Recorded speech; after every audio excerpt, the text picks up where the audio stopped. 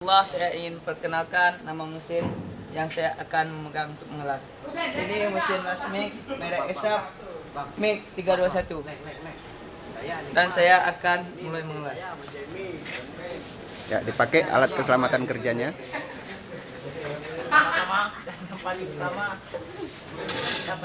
Ya, ini akan dibuat untuk jalur las pendek dulu, ya.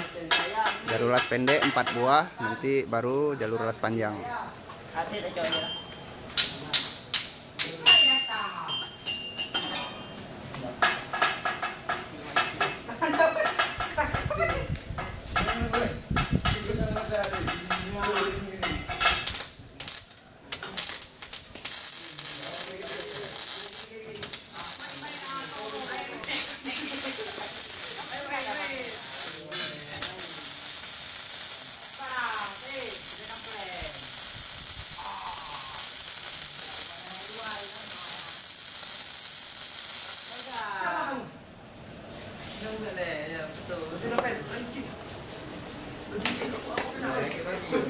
Ya, boleh buat yang kedua terus, yang kedua, ketiga, keempat.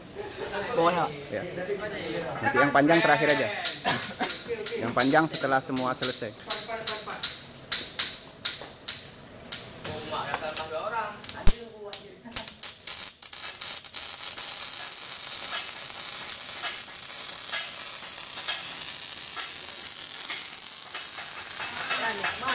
Ini macam saya ambil. Dia pun